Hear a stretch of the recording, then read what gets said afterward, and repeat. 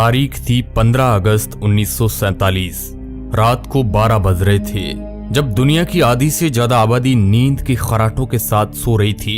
उस वक्त भारत की आजादी का वो सुनहरा अध्याय लिखा जा रहा था जिसका हम कई सालों से इंतजार कर रहे थे।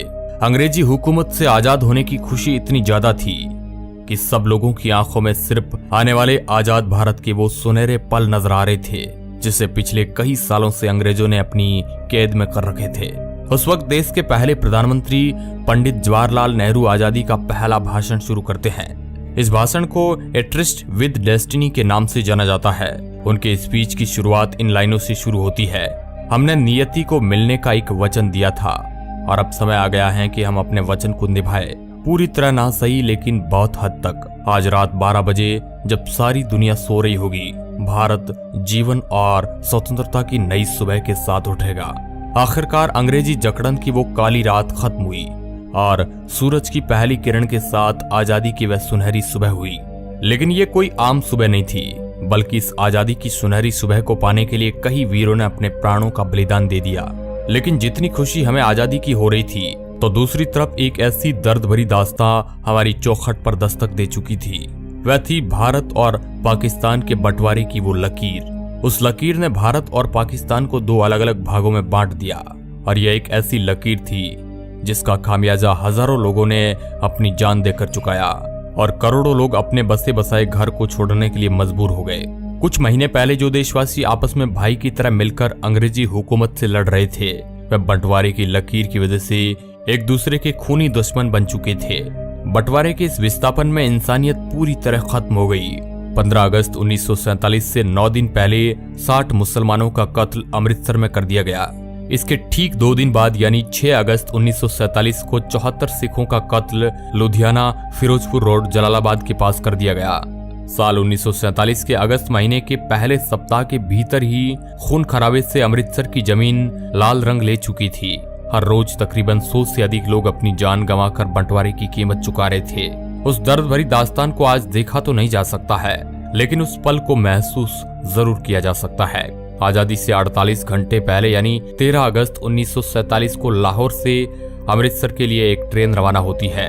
लाहौर के मुगलपुरा स्टेशन से चली इस ट्रेन में अमृतसर एक भी जिंदा इंसान नहीं पहुंचा। 43 हिंदू सिखों को ट्रेन पकड़ने से पहले ही मौत के घाट उतार दिया गया। जब पंजाब बंटवारे की आग की लपटों में जल रहा था, उस वक्त दिल्ली रेलवे स्टेशन से पाकिस्तान स्पेशल ट्रेन पाकिस्तान के लिए रवाना होती है, जिसमें पाकिस्तान जाने वाले सरकारी अफसर, कर्मचारी और उनके परिवार मौजूद थे। पाकिस्तान स्पेशल को दिल्ली से शानदार विदा किया गया, मगर जैसे ही ये ट्रेन पटियाला पहुंचती है तो पहली बार किसी ट्रेन पर हमले शुरू हो गए और जिसमें एक महिला और एक बच्चे की मौत हो जाती है। और जब इस बात की खबर लाहौर और कराची पहुंची तो बदला लिया गया अमृतसर आने वाली पहली ट्रेन से। जब पाकिस्तान से वह ट्रेन अमृतसर रेलवे स्टेशन पर पहुंची तो उसमें एक भी जिंदा इंसान नहीं था। हर तरफ खून से लाल हुई ये ट्रेन अपने साथ हुए हादसे को बयां कर रही थी। जहां भी नजर जाए वहां लाशों का ढेर लगा हुआ था। किसी के हाथ कटा हुआ था तो किसी के सिर। इन बेकसूर लोगों के खून से रंगी ट्रेन ये बताने के लिए काफी थी कि बंटवारा कितना दर्दनाक था।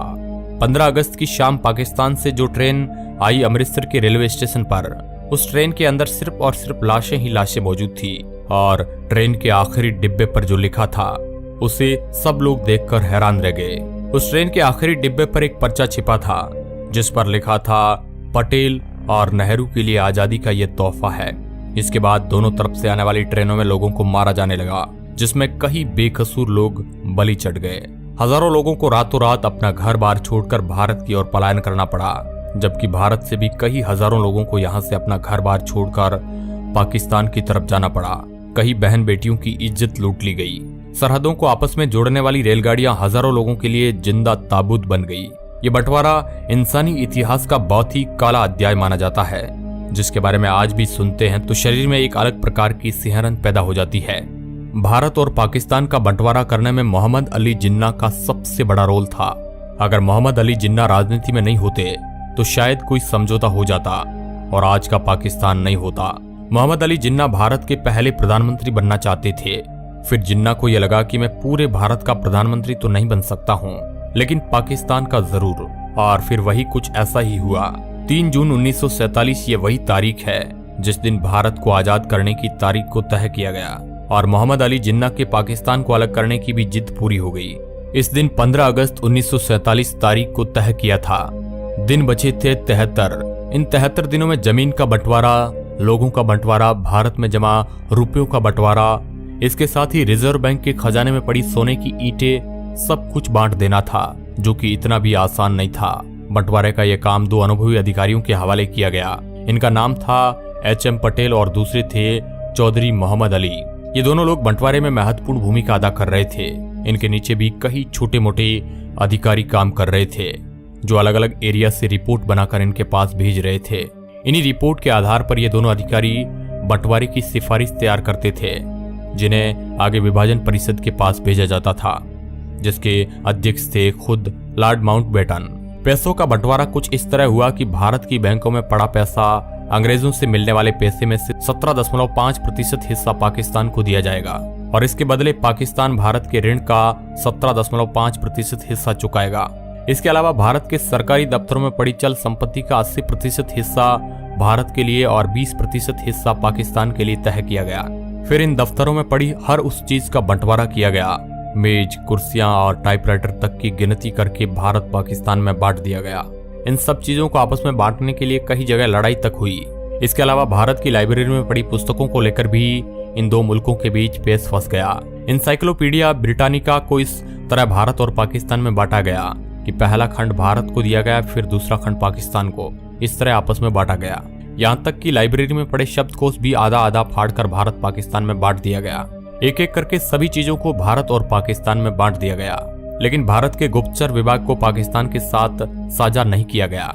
इस पर भारत के गृह विभाग ने दूरदर्शिता से फैसला लिया कि भारत के गुप्तचर विभाग में कोई किसी तरह की कमी नहीं की जाएगी और उसके अफसर इस बात पर अड़े रहे कि इस विभाग की एक फाइल तो छोड़िए, शाही तक हम पाकिस्तान नहीं जाने देंगे। इसके साथ ही पाकिस्तान के पास नोटों को छापने के लिए प्रेस नहीं थी और उस वक्त भारत में भी नोटों की छपाई के लिए एक ही प्रेस मशीन थी और भारत ने उस प्रेस को पाकिस्तान को देने से मना कर दिया, जिसके बाद पाकिस्तान ने काम चलाने के लिए भारतीय नोटों पर ही अपनी मोहर लगाकर करेंसी के रूप में इस्तेमाल किया।